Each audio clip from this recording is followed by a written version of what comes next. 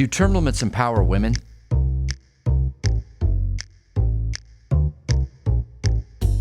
Hi, I'm Philip Blumel.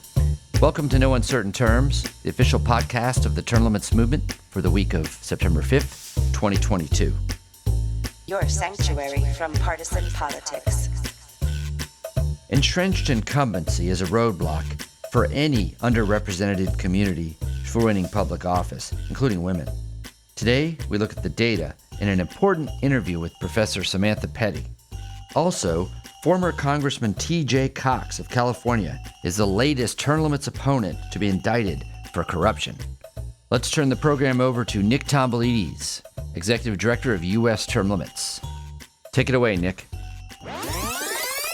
This week on No Uncertain Terms, I interviewed Dr. Samantha Pettey, an Associate Professor of History and Political Science at the Massachusetts College of Liberal Arts.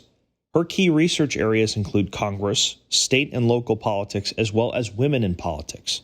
Dr. Pettey received her PhD from the University of North Texas in 2016, and in 2018 she published a landmark paper in Political Research Quarterly titled Female Candidate Emergence and Term Limits, a State-Level Analysis.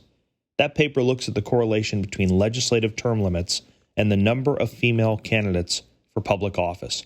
We're honored to have Dr. Samantha Pettey on the podcast this week.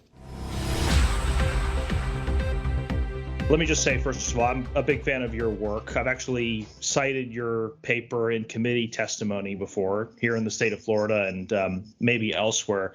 And one issue that I've always had with a lot of the academic research on term limits is that it seems to be on a different wavelength from what term limits activists like me are concerned with. I'm concerned with things like checking incumbency, making elections more competitive, making government more representative.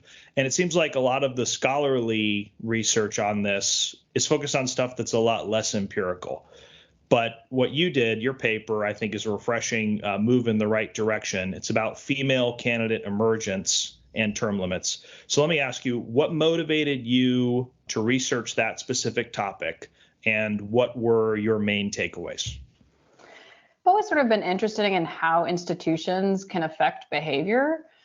Specifically, I had an advisor who sort of got me into studying and being interested in the lack of female representation at all levels of government. So, being a PhD student, I was looking at gaps in the literature, and I thought just one of the bigger ones that I found was that nobody had touched term limits in years. So it was like, term limits, they're being enacted, and everybody's sort of rushing to find out some effects, whether it be the demographic ones you're talking about or polarization, all the things. But my big critique of it was that they came too soon, right? It was the enactment happened. Nobody really found the results that they were looking for on either side. It was a little bit muddied. So I was like, well, we sort of need to look at this again from a longer term perspective. Yeah, and that's been one qualm that I've had with some of the papers I've found on term limits. It's like you were writing them pretty much before term limits had even taken effect, like sometimes before the first class of legislators had even gotten termed out. And you're already concluding that it hasn't worked. I mean, that doesn't really make sense just from a lay standpoint. So in terms of encouraging more women to run for office, what were the results of your research on that? Yeah, so my thought with this was there's a lot of research at the congressional level that shows open seats are a great opportunity for more women to get into office. As you sort of said in the start, you're interested in sort of diminishing the incumbency advantage, right? Incumbents have a huge advantage, we know it. And we sort of see a gradual glacial pace of women coming into office when you do have more open seats. Ergo, when the incumbent leaves, there's more opportunities to diversify Congress. So I think I sort of took that theory and applied it to the states in that, well, we do have states that have term limits, making these open seats more regular, predictable. So that was part of it. And then another part was the Center for American Women in Politics does really great research on women. And one of their big studies found that most women are, they're not getting into office to be career politicians. They're really getting into office incentivized by maybe a particular policy or a particular concern. So my thought was, well, term limit states might create this better scenario to encourage women to run for office because they don't have to be career politicians. There's a literal limit on how long they will serve. and they can still be incentivized by something they see in the state level, whether it be healthcare or pharmacy, whatever the issue is. So that was sort of my theory, is that you'd have more amateur candidates, right? And those amateur candidates tend to be women. I don't look at, people of color or anything like that in my research, but I would theoretically apply the same theory there, although I've never looked at that. So you believe that women, generally speaking, are less interested in becoming career politicians. I think, that was an interesting comment. Why do you think that is, as opposed to men? Yeah, so there's been research done by other folks, not necessarily me. Fox and Lawless started their sort of the initial looking at ambition levels. And so they've sort of tracked over the years that women in general just have lower ambition to higher office. It doesn't mean that there are women lacking wanting to do it. It's just that when we compare the groups of eligible candidates, or not eligible candidates, but likely candidates, so lawyers, school teachers, men are just more likely to say that they would be interested in politics. And women usually there's lots of research that shows you have to ask a woman many more times to run before they finally say, okay, yeah, I am qualified, I should run. So that was sort of my take on that.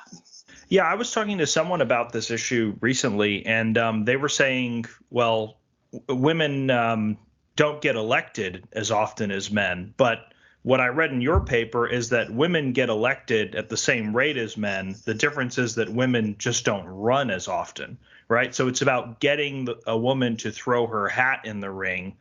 That's the difficulty. That's why we have the disparity where, what is it, like 25% of legislators are female? Yeah, the legislatures, though, actually, it's a little higher now than when I wrote my paper. It's closer to 30%. But across the board, research shows that when women run, they win just as often as men. A lot of those previously held stereotypes about women not being qualified are sort of diminishing, especially with folks like Sarah Palin and Hillary Clinton running for executive office has sort of shown voters everywhere like women can do this. So those have sort of broken down those stereotypical barriers that we thought, well, maybe it's voters, right? That voters don't want to elect women, but that's not really the case. Congressional literature shows it's not the case. State level literature shows it's not the case. I couldn't speak to local since that's a little bit more complicated and dicey with all the different localities, but yeah, women win just as often. Yeah, and is it true that Nevada, I think, has a female majority state legislature, and that also happens to be a term limit state? So I think that's a good notch in the belt for this research. Would you expect a similar impact if term limits were enacted at the federal level for Congress? Yeah, that one's tough to say, too. I mean, I think there has been, if you look at sort of the term limited states and the state legislatures that have moved closer to parity, there is definitely a lot of overlap. Is it correlation? Maybe, right? I think there's some causal argument, though, there, too, right? In my paper, I'm saying more open seats will sort of encourage this. In the congressional level, I don't see why not. We see a lot more diversity in candidates. I think we see movement in women, and especially people of color who are, checking incumbents in their primaries, right? So there's been a lot more of that happening. So I think people are, especially women, are more willing to sort of check the system in that way. So I think there's people who would run if theoretically there were term limits for Congress. Interesting. Yeah, because there are a bunch of different groups that are organized to help more women run for office. I know She Should Run, Emily's List, are just a few of those, and there are a few more that I can't remember at the moment. Have you shared any of this research with them? Because for me, it's always been like pulling teeth to get these groups to come out for term limits. It seems like your paper produces a very compelling argument for that if term limits can encourage more women to run. So what has been the response from those types of groups? Yeah, I mean, a lot of the theory in my paper surrounds these groups indirectly, right? It's like there's a learning period. So you can't just look at the first enactment of term limits and realize, well, we don't have any more women. It's like, because these groups like Emily's List, She Should Run, or Susan B. Anthony, like all those groups want more women to run. Elise Stefanik did a really good job sort of starting the women's pack for, I think it's Elevate Women, to encourage more Republican women to run. So My sort of take in that I don't necessarily study directly is that these recruitment groups are doing good things for both parties, and they do fill that gap of finding women to run in these open seat positions. Corruption. 15 counts of wire fraud, 11 counts of money laundering, 1 count of financial institution fraud, 1 count of campaign contribution fraud.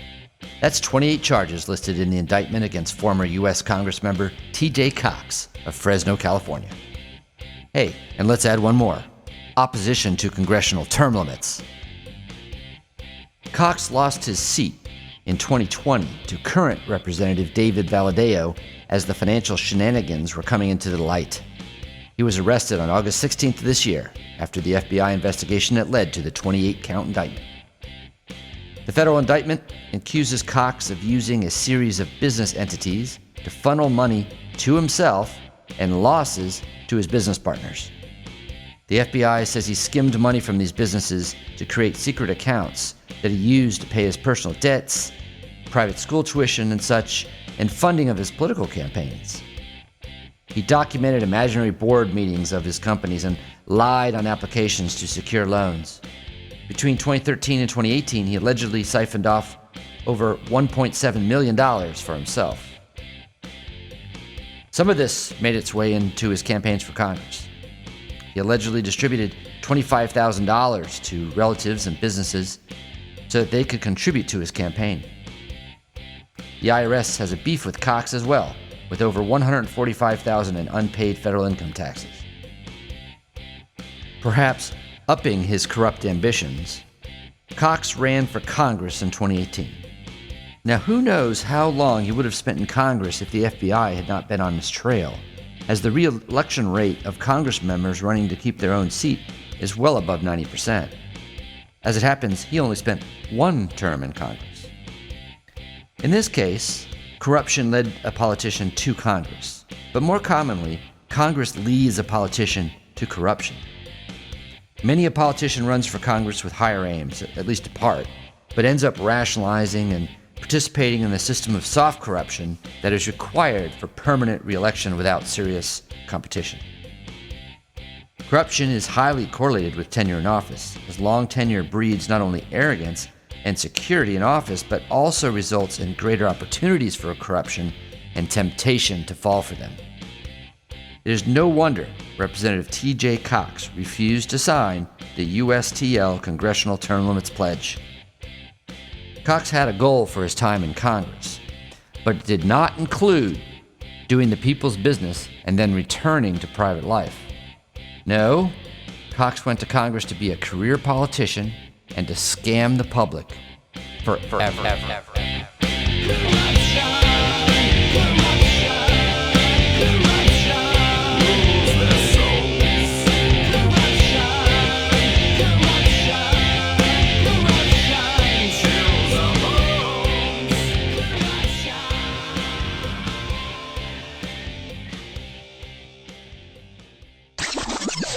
Here's something that I've always wondered about, and if you can shine some light on it, great. If not, that's okay too. But when we look at the polling for term limits, we see that over 80% of Republicans and Democrats, as of the most recent national polling we have, which was done by Scott Rasmussen, over 80% of people in both parties support term limits.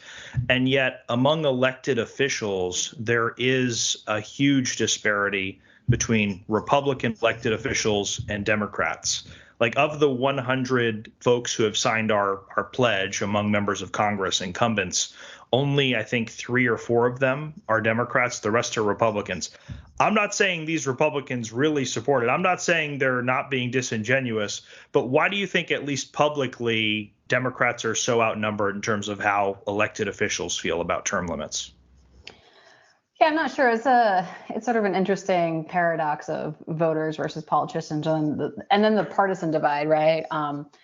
My sort of gut response is that most voters are probably not thinking about term limits like we do, right? Like, we're like very deep into the term limits realm, and then they're kind of like, oh, this is one question of many in a survey. Sure, that sounds great. Yeah.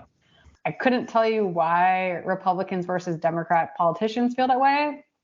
I know Congress itself is the party structure is such that Democrats as a party don't have term limits for, House or Senate, anything, leadership, chairs, whereas the Republican side does. Again, I don't know if it's necessarily an ideological lean towards replenishment and replacement or what, but it is an interesting divide. We think there might still be some battle scars from the early 1990s battles over term limits involving, Newt Gingrich, the contract with America, whereas Democrats view term limits as synonymous with the Republicans, even though that's not borne out by the data. The data show us that there might be a small difference in how Republicans and Democrats think about it, but overall, super majorities of people, even independents, are in favor. So that's the best theory we could muster. Who knows? Let me ask you this. How about enacting term limits? Any feelings about how we go about doing that? Because our organization is involved in a parallel effort to propose an amendment through Congress where you need a 2/3 majority. But in many respects, that's getting the chickens to vote for Colonel Sanders. But we're also going state by state and asking state legislatures to pass resolutions for an Article 5 convention, a single issue convention on term limits for Congress. Have you looked at these mechanisms at all, proposing process in Congress or the Article 5 convention? Any comments on that? Yeah, I mean, my big takeaway here is, the founders designed the Constitution to be hard to amend, right? Hence, hence the, what do we have, 27 amendments, not very many, and 2 of those include the one prohibition and the repeal thereof, right? So we really have 25, and then if you cut it down, the Bill of Rights is another 10 that came immediately. So we have like 15 real amendments to pass, right? So all of this is just super tricky. My inclination is that the ones that have passed do tend to be things like term limits, like the term limit on the president, things like that. So if it's going to happen, there's room for that. My inclination, though, as you say, with Congress, probably not going to happen. The state legislatures, the state convention, I can see it more easily happening, but that doesn't mean it's easy, right? Most of the states have been sort of also becoming more polarized and more, I hate saying more blue or more red, but people are moving that way. There's super majorities of both Democrats and Republicans in states. But like, as you sort of previously noted, Democrats, for whatever reason, aren't necessarily as in favor of term limits as Republicans are. So I just think even the 2/3 bar of getting that would be hard. Maybe easier than Congress, but still a hard thing to do. Thanks for joining us for another episode of No Uncertain Terms. The term limits convention bills are moving through the state legislatures. This could be a breakthrough year for the term limits movement. To check on the status of the term limits convention resolution in your state, go to termlimits.com/takeaction. There, you will see if it has been introduced and where it stands in the committee process on its way to the floor vote. If there's action to take, you'll see a Take Action button by your state. Click it. This will give you the opportunity to send a message to the most relevant legislators, urging them to support the legislation. They have to know you are watching. That's termlimits.com/takeaction. If your state has already passed the term limits convention resolution, or the bill's not been introduced in your state, you can still help. Please consider making a contribution to U.S. term limits. It is our aim to hit the reset button on the U.S. Congress, and you can help. Go to termlimits.com/donate. termlimits.com/donate. Thanks. We'll be back next week. The revolution isn't being televised. Fortunately, you have the No Uncertain Terms podcast.